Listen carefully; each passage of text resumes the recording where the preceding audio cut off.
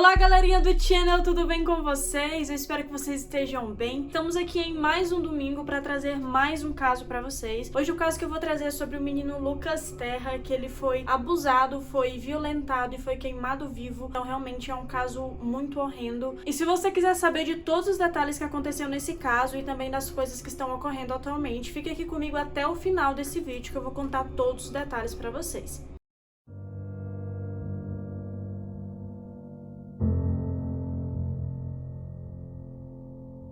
Mas antes de começar a falar sobre o caso de hoje, eu já quero pedir pra você, se você ainda não é meu inscrito, já se inscreve aqui embaixo, ativa o sininho para receber as notificações, tem vídeo novo saindo toda quarta e todo domingo também, aonde eu trago diversos casos criminais que aconteceram realmente, também comento sobre filmes e séries, falando sobre os transtornos mentais. Se você gosta desse tipo de conteúdo, então não perde, se inscreve que eu trago muito conteúdo desse tipo aqui pra vocês. E também eu tenho o Instagram, que é emmente.psique com o Semudo. Eu vou deixar aqui na tela certinho pra vocês como se escreve. Me segue lá também, que lá eu trago conteúdo diário, tanto sobre o que eu falo aqui com vocês, como também eu trago diversas curiosidades mentais, então tá bem legal. E já vai deixando o seu like aqui também no comecinho do vídeo. Lucas Terra nasceu em Salvador, Bahia. Ele foi descrito pelos seus familiares como um garoto puro, com o coração voltado para Deus. Ele era uma criança que era extremamente feliz e tinha muito amor pela sua própria vida. E também as pessoas se impressionavam com a sua maneira, porque ele era um garoto extremamente jovem, porém mesmo assim ele transparecia seriedade em seu comportamento e na sua vida também. Então esse caso aconteceu ainda na virada de ano para 2001. A família de Lucas iria se mudar para Parma, na Itália, ainda naquele ano. A sua mãe Marion, porém, ela foi primeiro, ainda no final do ano 2000, e depois ele e os seus irmãos e o seu pai iriam acompanhá-los também nessa viagem. Mas enquanto isso, eles ficaram em Salvador, Bahia. A mãe deles iria trabalhar em um restaurante na Itália, então era por isso que eles estavam se mudando para lá. Lucas, ele se identificava muito com a igreja, então ele logo começou a frequentar a Igreja Universal, onde ele era muito ativo na igreja, fazendo até inclusive diversos trabalhos sociais. Eles faziam doação de roupas, de alimento, visitavam favelas, tentavam também evangelizar as crianças, e nisso ele também desejava ser obreiro da Igreja Universal, onde ele já era assistente de obreiros. Ele queria ser de fato um obreiro. Então, por ligação, ele contava à sua mãe que ele estava desencantado com a Itália, que ele não queria ir para lá, ele queria permanecer no Brasil para continuar fazendo a obra de Deus. Lucas também tinha uma namorada, então ele era extremamente apaixonado por ela. Nessa época, ele tinha como mentor o pastor Silvio Galiza, o qual ele era muito próximo desse pastor. E diversas testemunhas contaram que esse pastor era extremamente possessivo com ele, não gostava nem que ele fizesse amizade com outras pessoas e muito menos gostava que ele falasse com outras garotas, e inclusive ele não apoiava claramente o relacionamento que Lucas possuía na época. Ele falava que aquele relacionamento supostamente iria apenas afastá-lo de Deus, então ele sempre reprimia Lucas nesse quesito. Lucas, com mais outros jovens da igreja, sempre iam à casa do pastor Silvio Galiza, onde eles dormiam supostamente para passar a noite em oração. Mas o que aconteceu era que todos os outros jovens ficavam em um cômodo separado e Lucas e o pastor Silvio dormiam juntos em um quarto sozinhos na mesma cama. O pai de Lucas, inclusive, ele falou que ele não sabia disso. E quando a igreja descobriu que o pastor Silvio fazia isso, dormia junto com Lucas em uma cama, eles rapidamente mandaram ele para outra instituição. Mas isso não impediu do pastor continuar indo visitar a sua igreja anterior e também a visitar Lucas. Foi então que na noite do dia 21 de março, o jovem Lucas estava prestes a realizar o seu grande sonho. Ele ia finalmente receber a gravata de obreiro. Então foi quando o pastor Silvio Galiza chamou apenas o jovem Lucas para eles irem de ônibus à Igreja Universal de Pituba, que ficava a apenas 4 quilômetros da igreja de Santa Cruz, aonde era que Lucas frequentava. E nessa mesma noite do dia 21 de março, o garoto ligou para o seu pai para avisar que ele não iria chegar naquela noite. Inclusive, ele era muito responsável até nesse quesito. Mesmo que ele fosse somente ir à igreja, ele sempre avisava o seu pai se ele fosse chegar um pouco mais tarde. Então nessa noite ele não fez diferente, ele ligou para o seu pai através de um telefone público, falou que estava com o pastor Silvio Galiza e que ele não retornaria naquela noite, pois já estava muito tarde para ele sozinho. Mas infelizmente o garoto nunca voltou para casa. E no dia seguinte o seu pai já começou as buscas, porque como eu falei para vocês, o jovem ele nunca deixava de avisar aonde ele estava. Então, como chegou no dia seguinte, Lucas ele não retornou à sua casa. O seu pai já começou a procurá-lo, mas sem avisar a sua mãe, que estava na Itália, que ele havia sumido ou algo assim, porque ele não queria deixá-la preocupada. Ele queria primeiramente encontrar o seu filho para depois contar que tudo, na verdade, acabou bem, mas infelizmente não foi isso que aconteceu.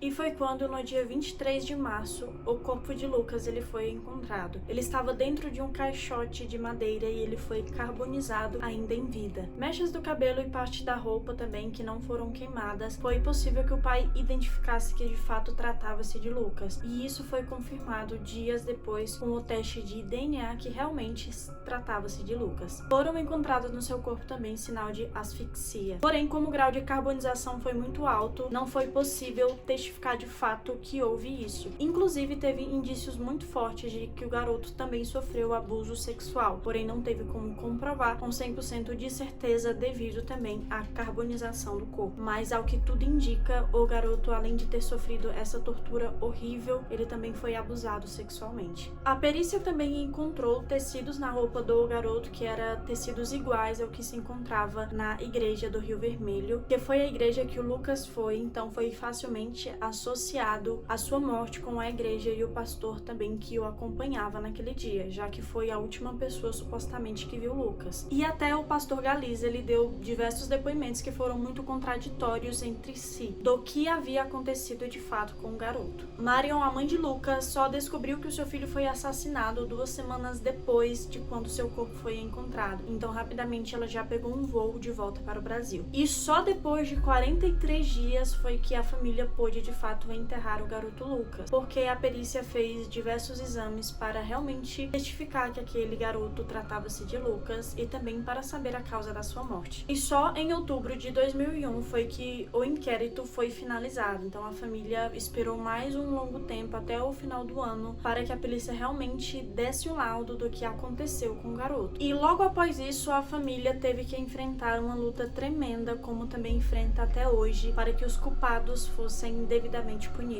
Então, como eu falei pra vocês, apenas em outubro que o inquérito foi finalizado. Foi então que no dia 7 desse mês ele foi finalizado com a afirmação de que Silvio Galiza foi o autor desse crime. E nisso indicou como um crime triplamente qualificado, que foi por motivo torpe, empenho de fogo e recurso que impossibilita a defesa da vítima. E no dia 8 de novembro de 2001, os promotores do Ministério Público da Bahia pediram a prisão preventiva do Silvio Galiza, porém essa prisão ela não foi assinada pelo juiz. No dia 15 de janeiro de 2001, o pai de Lucas ele foi até a Roma, na Itália, para recorrer a ONGs internacionais que tratam de direitos humanos. No dia 18 de fevereiro de 2002, ele também foi em Genebra, na Suíça, recorrer novamente a ONGs internacionais e também acionar a própria ONU. No dia 4 de junho de 2002, ele esteve novamente em Brasília, onde ele recorreu ao Ministério Público e falou diretamente com o ministro solicitando a prisão de Silvio Galiza. No dia 22 de agosto de 2002, o ministro então decretou a sentença de pronúncia para solicitar que o acusado sentasse no banco dos réus. No dia 5 de setembro de 2002, o juiz da primeira instância deu a sentença de pronúncia para que ele fosse julgado pelo tribunal do júri, mas também não assinou a sua prisão. E durante esses longos 2 anos, a família sempre recorreu a diversas ONGs e ao próprio Ministério Público também para que o autor do crime fosse de fato julgado pela justiça. E foi no dia 24 de abril de 2003 que os desembargadores da Bahia decidiram por unanimidade que Silvio Galiza deveria ser julgado pela sociedade baiana. Porém, a defesa recorreu, solicitando para que ele não sentasse no banco dos réus e para que o caso voltasse à delegacia, onde poderia muito bem ser arquivado durante 10 anos até simplesmente cair no esquecimento. E também tem mais um detalhe, é que mesmo o Silvio Galiza morando em uma comunidade carente, ele teve praticamente os melhores advogados que ele poderia ter naquela época, então a defesa ela foi muito incisiva e conseguiu diversos benefícios para ele. Nesse meio tempo, a família também sofreu muita perseguição, eles tiveram que mudar-se de casa frequentemente, pois eles recebiam diversas ameaças, pediam para que eles ficassem quietos, mas claro que a família família não aceitou e continuou correndo atrás da justiça. Também qualquer pessoa que testemunhasse contra o pastor também era perseguido. Nisso, até as pessoas da igreja que falavam, que eu falei pra vocês no começo, que o pastor Silvio Galiza, ele era muito possessivo com Lucas. Se as pessoas comentassem sobre isso, então elas eram perseguidas também. Toda a igreja foi solicitado para que os membros não comentassem sobre esse assunto e não dessem nenhum tipo de entrevista. E foi só em junho de 2004, então praticamente depois de 3 anos em que o crime aconteceu, foi que Silvio Galia, ele finalmente foi julgado. Primeiramente, ele foi condenado a 23 anos e 5 meses de prisão, pois a defesa recorreu e ele foi condenado a 18 anos e 5 meses. A defesa recorreu novamente e ele foi condenado a 15 anos, mas no final das contas ele cumpriu apenas 7 anos de prisão e atualmente está livre em liberdade condicional. E nesse meio tempo em que o pastor estava preso, ele fez uma reportagem onde ele afirma que ele estava recebendo ameaças para não contar a verdade do que havia acontecido com Lucas. A versão dele da história é que ele não foi o autor do crime. Até hoje ele se declara como inocente, mas que foram outros 2 pastores, por nome de Fernando Aparecido da Silva e também Joel Miranda Macedo, aonde ele conta que esses 2 pastores foi flagrado por Lucas em uma atividade sexual depois do culto e foi esse o motivo para que eles cometessem esse crime, para que Lucas nunca pudesse falar nada a ninguém do que havia visto. Logo, quando a família soube também dessa versão da história, eles começaram a solicitar para que os outros 2 pastores também fossem julgados em tribunal. E nisso, no ano de 2008, abriu-se também um inquérito de julgamento. Porém, em 2010, eles receberam habeas corpus e foram absolvidos por supostamente falta de provas. Mas mesmo assim, a família não parou de querer que esses outros 2 pastores também fossem julgados e até também condenados. E quando foi em 2015, o Supremo Tribunal Federal solicitou para que os 3 acusados fossem julgados em júri popular. Porém, o ministro do STF barrou essa decisão, afirmando não haver provas. E foi nesse período também que, infelizmente, o pai de Lucas, o Carlos Terra, ele acabou falecendo por uma cirrose hepática. Marion, a mãe de Lucas, conta que, na verdade, Carlos ele estava já se deteriorando com o decorrer do tempo desde a morte do seu filho, pois ele já não comia direito e a sua saúde estava muito debilitada. Então, ele morreu com a última decisão do ministro do STF, afirmando que os 3 supostos acusados não seriam julgados em júri popular. Mas, depois disso, houve um novo recurso solicitando novamente essa petição para que fossem julgados em júri popular. Foi aí que, em setembro de 2019, é quando foi batido o último martelo, afirmando que eles realmente seriam julgados e que não haveria mais como recorrer disso. Não adiantaria mais a defesa, então, querer barrar essa decisão ou algum outro ministro também querer barrar essa decisão, porque ela não poderia ser mais barrada. Apenas a mãe de Lucas permanece viva até hoje e lutando ativamente até nas redes sociais pela justiça pelo seu filho. Mas acabou-se com toda essa pandemia, atrasou o júri popular e os 3 pastores não foram condenados a nada até hoje. Então é isso, gente. Esse foi o caso de hoje. Eu quero que vocês deixem aqui nos comentários o que foi que vocês acharam de toda essa história. Se vocês também têm alguma dica de algum caso que você ouviu falar por aí, quer que eu traga aqui no canal, deixa aqui nos comentários que eu leio tudo e vou trazer sim em um próximo vídeo. Não esquece de deixar o seu like, de se inscrever aqui embaixo, ativar o sininho para receber as notificações de quando sair vídeo novo. Como eu já falei, tem vídeo novo todo domingo e quarta-feira, trazendo diversos assuntos como esse e também diversos assuntos sobre a nossa mente. Não se esquece também de me seguir lá no Instagram,